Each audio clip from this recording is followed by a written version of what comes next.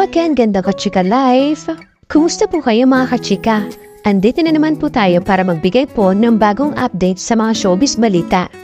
Ngunit bago tayo magsimula, gusto ko lamang po magbasa tayo ng mga komento tulad po ng pinangako ko na sa last video po, sa last po na ating topic, na lahat po na magko-comment about dun nga po sa kung nagkausap na nga raw po si Miss Catherine Bernardo at Mr. Daniel Padilla.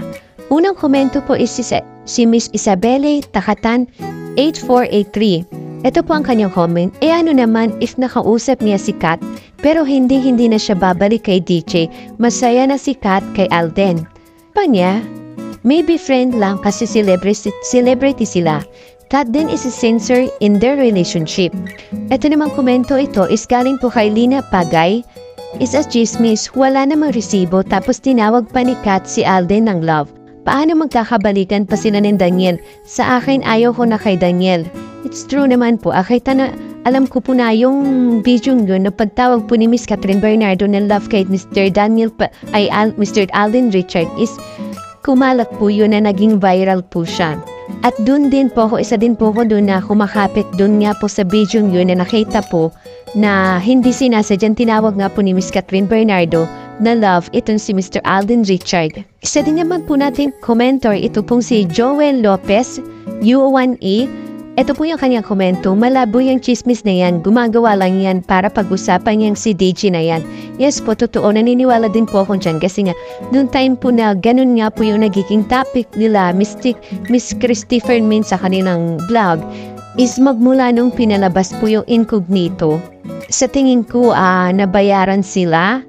Sa tingin ko lang po, opinion ko lang po ito, na baka po nabayaran nga po ang vlog na yun, si Christopher Min, kasi para i-promote mas lalo yung incognito para pag-usapan si Mr. Daniel Padilla. Kasi nakakapagtaka kasi mula noong 2024, yung mga nakaraang buwan na vlog po nila is laging pumpapuri kay Miss Catherine Bernardo at Mr. Alden Richard na ito nga kumakapit sila na or sobra yung panliligaw ni talaga makikita mo yung panliligaw ni Mr. Alden. Siya mismo nagsasabi na todo effort talaga tong si Mr. Alden, pero bakit nung time na nilabas na yung incognito, bakit ganun na sumablay na yung mga pinagsasabi, binabalita nila sa kanilang vlog? Samantala, galing naman po itong comment na to kay Marites Yanga, V5U. Hay naku, wala kaming pakailam, basta alam namin sila na ni Alden yan. True po yan. Wala tayong pakailam sa mga fake news, sa mga binabalita nila. Basta nandun po tayo, nakakapit tayo. Isa po ko dun sa solid po talaga na panatag po na may akat din. Galing naman po ito kay Florida Tuemlo 848. Another chismis, Catherine is just being civil. Give it up, Daniel. After lahat ng pananakit mo, babalik ka pa? Yes po. Ito po naniniwala ko na another chismis to, another fake news. Na ito ang si Mr. Daniel Padilla is gusto niyang bumalik kay Miss Catherine Bernardo, na sa tingin ko po is totoo na gusto niyang bumalik. Pero alam naman po natin na sa tingin ko is 100% na ito si Miss Catherine Bernardo. Hindi niya nababalikan si Mr. Daniel Padilla na hindi niya na ulit pipiliin na masasaktan siya dahil sa taong ito. Ito naman po is galing po kay Tessie Vargas 836. You are talking about Kat Den, but the pictures that came out are unfamiliar. Yes po, pasensya na po kasi dun po sa video po na parang hindi po siya tumugma nung time na nagbo-voice record ako dun sa video na ginamit ko kasi nga nagkahalo-halo siya. Daten sa pagmamadali ko kasi galing ako ng trabaho at ginawa ko po yung video yun, yung topic na yun. Kaya medyo hindi po siya tugma sa voice record ko, kaya pasensya na po. Pero okay po yun sa comment nyo. At least ngayon, aware po ako na hindi siya ganun kaganda or hindi siya tama na nga po yung parang nakamix po siya dun sa ibang video po ng personal din na showbiz na binalita ko. Pasensya na po. Etong comment naman po ito is galing po kay Marites Yanga, P5U. Ito po yung kanyang komento. Chismosa talaga yung matandang yan. Walang masama na mag-usap sila ni Summer basta alam naman namin sila ni Alden na nagmamahalan. Yes po, I agree po sa inyong comment, ma'am. Totoo po yan. Alam naman po natin na nakitang-kita naman po natin sa kanilang mga video or mga video clip na nagsisilabasan na makikita natin yung hair, yung pagmamahal ni Mr. Alden Richard kay Miss Catherine Bernardo. At ito naman po si Miss Catherine Bernardo, nahuhulog na rin po yung loob niya kay Mr. Alden Richard. At ito pong last na komentong ito is medyo na-hurt ako ng konti kasi nga ito galing to kay Elena Cordero 5640. Stop reading lies, irrelevant. No, hindi po ako nag-spread po ng kasiniwalingan or fake news.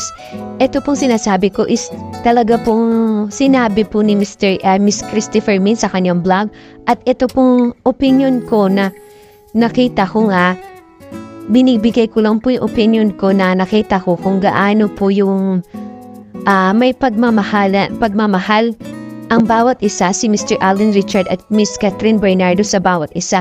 At sinasabi ko lang po yung kung ano yung opinion ko at kung ano yung nararamdaman ko. Siyempre, hindi mawawala yung kung ano yung paniniwala. Samantala mga kachika, dumako naman po tayo sa ibang showbiz update. Kinabahan nga po ng husto si Astin Olvega nung kunan ang kissing scenes nila ni Andres Mola para sa Ang Mutya ng Section E, ang coming-of-age romantic comedy series na napapanood sa Vivo One. Hataw nga po ang serye sa best-selling Wattpad Trial of Lee na sinulat ni Lara Flores. May dahilan para kabahan si Astin dahil ang pakikipaghalikan niya kay Andres ang kanyang kauna-unahan on-screen kiss at ginawa nila ito sa harap ng maraming tao. I was really nervous at first po, especially it was my first on-screen kiss, pahayag ni Astin sa kanyang interview.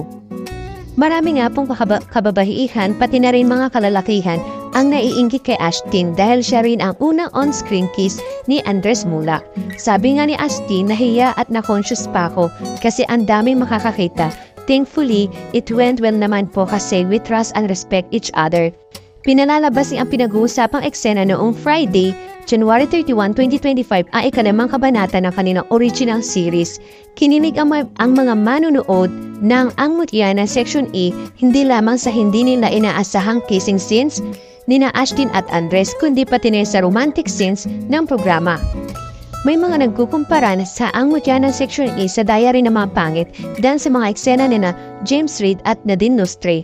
Ang Diary ng Mga Pangit ang 2014 blockbuster movie na naglunsad at nagpasikat sa Jaden Love team ni Nadine at James. Hindi lamang sa Pilipinas ang popularidad ng Ang Mutya ng Section E dahil pinapanood din to sa ibang bansa. Pruweba ang TikTok videos ng serye na naka-aldab sa iba't ibang salitang tulad ng bahasa, ang lingwahe ng mga taga-Indonesia. Nadaragdagan na rin ang mga tagahanga ni na Andres at Astin dahil legal sa na napapanood ang kanilang programa sa Amerika, Europe, Middle East at Africa. Maligayang-maligaya ang baguhan actress dahil sa pinagkatiwala sa kanya ang lead character sa Ang Mutya ng Section E na katuparan ng pangarap niyang magbida sa isang proyektong kinagigiliwan ng mga tao. Samantala, bumalik na nga sa number spot ang top 10 show ng Netflix ang action drama series na Incognito. Bida rito sina Daniel Padilla, Richard Gutierrez, Ian Veneracion, Kyle Estrada, Maris Racal, Anthony Jennings at Baron Gessler. Sa ilalim ng direksyon ni Lester Pimentel-Ong. Sa isang nga po interview kay Mr. Baron Gessler, sobrang nakakabless, hindi ko ina-expect na ganito kainit ang pagtanggap ng tao sa Incognito. Ang saya sa puso na makita ang hard work ng buong team mula sa cast, crew hanggang sa production na nagbunga nga po ni Baron. I am just grateful to be part of a project that resonates with so many people. Ano sa tingin ni Baron ang dahilan kaya tinutukan ng mga manonood ang kanilang serye? Ayon nga po sa aktor, I think malaking factor ang ganda ng kwento at kung paano ito na-execute. Solid ang team namin sa bawat isa, committed na gawing makatotohanan at kapanapanabik ang bawat eksena. Pero higit sa lahat, siguro dahil may puso ang kwento, may lalim, may aksyon, may emosyon. At syempre, ang suporta ng audience, sila talaga ang dahilan kung bakit nandito kami. Saka ang gagaling ng mga director namin, si Direk Lester saka si Direk Esyon Bin. He brings out of Hong Kong Hollywood feels to fight scenes. Ibinahagi nga rin po ni Mr. Baron Jesler masaya at magandang samahan ng buong cast sa set na turing nila sa isa't isa ay para magkakapamilya. Saan nga po niya, grabe sobrang saya at inspirasyon silang katrabaho. Ang gagaling nila at ang dami kong natutunan sa kanila. Iba-iba ang atake ng bawat isa sa roles nila, kaya ang daming moments sa set na nakaka-amaze. Bukod sa trabaho, magaan din ang samahan namin off-cam, kaya hindi siya trabaho lang, parang pamilya na rin. Tinanong nga rin po si Mr. Baron kung sino sa cast ang maituturo niyang pinakamalapit sa kanya sa lahat. Sagot niya, lahat sila malapit sa puso ko, lahat sila may certain level of closeness.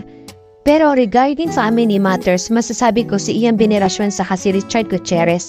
Mas madalas kong nakakasama si Chard, may personal matters ganon, pero kami madalas magkausap kasi since Ironheart. Pero in general, solid ang banding ng buong cast, walang iwanan kaya mahal na mahal ko ang grupo na to. Kwento pa nga ni Baron, si Daniel sobrang kind. May masabi lang ako like, ang ganda ng t-shirt mo na yan. Or ang sarap ng sisig, the next day may sisig na ako sa set. Maalaga siya sa lahat. Si Kyla, we get to laugh, lahat kami nagtatawanan. Si Kyla masarap kasama, very serious sa acting niya. Si Maris naman, is fun din naman siya. Si Anthony sabay kami nag-gym, nakakapag-band kami ng ganon, katatawanan ang lahat. Si Kuya Ian naman, punong-puno ng wisdom, ang dami kong nakukuha sa kanya sa buhay, sa asawa, sa relationship, and also well-being. Lahat-lahat. Siya talaga yung parati kong nakakausap, nakaka-chat. Kasi pag may question, siya yung lagi nandyan para sa akin. Si Kuya Ian makulit sa set paminsan-minsan. Si Chard naman, siya talaga ang leader ng grupo, on and off cam. Siya talaga yung parang ninong ko. Kasi pag may mga tanong sa industriya, nabibigyan niya ako ng magandang advice din at maalaga rin siya. Ito nga pang masasabing kauna-unahang action project ni Daniel Padilla at marami sa mga tadahangan nito ang nag-aabang talaga sa isang bagong Daniel na mapapanood dito. Puring-puri naman si Baron ang aktor. Nakakabilib si Daniel, kita mo yung dedication niya, lagi siyang handa, nag-aaral at willing matuto. Napaka-professional niya, pero at the same time, sobrang light at masaya siyang kasama sa set. Alam mo, excited siya sa role niya at kita sa rin sa performance niya na binuhos niya ang puso niya dito. Nanalo nga po si Mr. Baron Geisler bilang Best Actor sa Star Awards for Movies dahil sa mahusay na pagganap sa pelikulang Dollhouse. Salamat po, I'm really grateful for that recognition. Right now, may ilang project na nakalatag pero hindi ko pa pwedeng i-reveal sa lahat. Ang sigurado, tuloy-tuloy ang trabaho at paghahanap na mas challenge at meaningful na roles. Gusto ko nga pong explore ang mas maraming kwento na makaka-inspire sa tao. Mas naging mapili na kaya si Baron Jesler sa susunod na pelikula na gagawin ito? Ito naman po ang kanyang sagot. Oo naman, mas magiging maingat ako sa pagtanggap ng roles ngayon. Gusto ko kasi bawat proyekto may lalim, may mensahe at may impact. Hindi lang basta-basta tanggap, dapat alin sa values ko at may kalidad. Pero open pa rin ako sa iba't ibang roles, lalo na kung may kakaibang challenge sa acting ko. Nauna na nga po nagkaroon ng reunion movie sila Kay Abad, Patrick Garcia at Paulo Ponte sa pelikulang A Journey. Marami ang nag-aabang kung kailan daw kaya magkakaroon ng reunion movie ang buong Tabing Ilog cast. Sabi ni Baron, ay ang saya siguro kung mangyari yon. Tabing Ilog will always have a special place in my heart and working with team again will be amazing. I think depende na lang sa tamang timing at tamang kwento pero kung mangyari man, I'm sure maraming fans ang matutuwa. Thank you for watching. Kung nagustuhan niyo po ang video ito, subscribe na sa Starlight Showbiz YouTube channel and please don't forget to hit the bell button for our latest updates.